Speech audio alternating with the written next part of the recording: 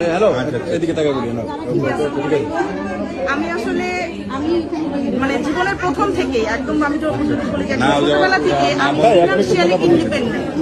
ঠিক আছে, মানে আমি ফিনান্সিয়ালি ইন্ডিপেন্ডেন্ট থাকতে পছন্দ করি। তো আমি অনেক ছোটবেলা থেকেই দেখা গেছে যে আমি আর্নিংটা শুরু করেছি। যেমন আমি আমার এইচএসসির পরে আমি আর্মিতে জয়েন করি। তো আমি 13 বছর বাংলাদেশ আর্মিতে চাকরি করার পর আমি অ্যাকচুয়ালি ভলান্টারি রিটায়ারমেন্টে আসি অ্যাজ এ মেজর। তো আমি একজন রিটায়ার্ড মেজর। আমি ফ্যামিলির কারণে এবং আমার জীবনযাত্রাকে একটু পরিবর্তনের কারণে আমি ইতালিতে চলে আসি। যেহেতু আমার হাজব্যান্ড অনেক বছর ধরে ইতালিতে আছেন, তো আমাকে ইতালিতে চলে আসতে হয়। কিন্তু ইতালিতে আসার পরে আসলে আমি আমার সেই ফাইন্যান্সিয়াল ফ্রিডমটা পাচ্ছিলাম না। কেন? কারণ ইতালিয়ান ল্যাঙ্গুয়েজ ব্যারিয়ার। দেন আমার যতই বাংলাদেশে অভিজ্ঞতা থাকুক, যতই আমি এডুকেটেড থাকি না কেন, ইতালিতে আসার পরে যদি আমি ইতালিয়ান কোনো ডিগ্রি আমার না থাকে, আমার জন্য কিন্তু একটা ভালো জব পাওয়া খুবই ডিফিকাল্ট।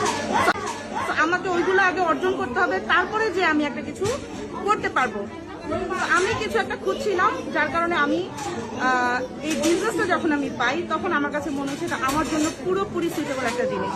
কারণ আমি এটা ঘরে থেকে করতে পারবো, আমার কোনো ল্যাঙ্গুয়েজ ব্যারিয়ার নাই, আমি যে কোনো সময় করতে পারছি, আমার বাচ্চাকে দেখাশোনার পাশাপাশি, এবং বিজনেসটা যেহেতু গ্লোবাল, তো আমি যে কোনো জায়গা থেকে করতে পারছি। আমি রিসেন্টলি বাংলাদেশে গিয়ে আসছি প্রায় 2.5 মাসের মতন।